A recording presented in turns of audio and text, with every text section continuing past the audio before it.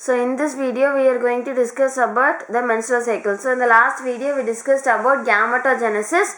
So in this video we are going to discuss about the menstrual cycle. We know actually that the menstrual cycle takes place in the female primates. So the reproductive cycle in the female primates, we call it as monkeys, apes and human beings, it is called as menstrual cycle. So the first menstruation which begins at puberty is called as menarche. In human females, the average interval of menstruation takes place during 28 or 29 days. So either 20 to 29 days gap will be there. So the cycle of the events, that is from one menstruation till the next, we call it as menstrual cycle. So during middle of the each menstrual cycle, one ovum is released. So the menstrual cycle starts with the menstrual phase. So the menstrual phase is the first phase of the menstrual cycle. So when this menstrual cycle flow starts, it lasts for about 3 to 5 days. So during this menstrual flow results in the breakdown of the endometrial lining of the uterus and also its blood vessels. So this breakdown forms a liquid and it comes out through the vagina. So the menstruation occurs only if the released ovum is not fertilized. So this menstruation process will occur only if the released ovum is not fertilized. So the lack of menstruation, if the menstruation lacks, we can it can be sometimes an indicator of pregnancy, but also it may be also caused by some stress, poor health and some underlying causes also. So the menstrual phase is followed by the follicular phase. So during this phase there will be two changes, that is a change in the ovary and also a change in the uterus. So the primary follicles in the ovary change into the mature Graafian follicle in the ovary, whereas in the uterus the endometrium regenerates through proliferation. So these two changes show some alterations because the changes in the ovary and the changes in the uterus is induced by the changes in the levels of the pituitary and the ovarian hormones. So the changes in the pituitary and ovarian hormones induces the changes in the ovary and uterus.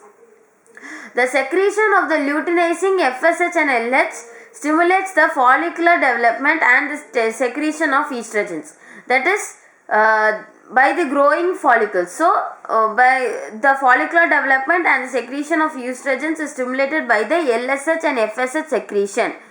So when the LSH and FSH attains a peak level at the middle of the phase, it will attain a peak level, that is at the 14th day.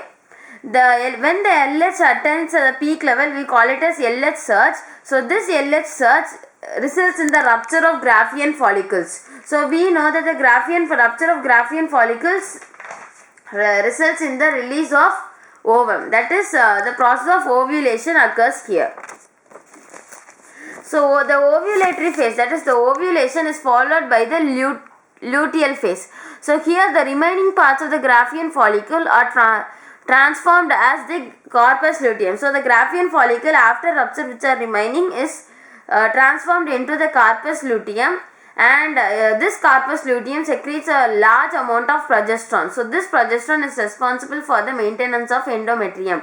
So the endometrium is maintained at the maintained by the secretion of progesterone in the luteal phase. So this endometrium is necessary for two important things, that is the implantation of the fertilized ovum and also for some other events of the pregnancy.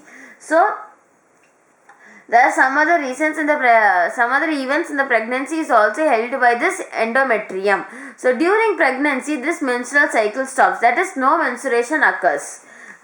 So the absence of the menstrual cycle is during the absence of menstrual cycle this corpus luteum degenerates. So this causes the disintegration of the endometrium which leads to the menstruation.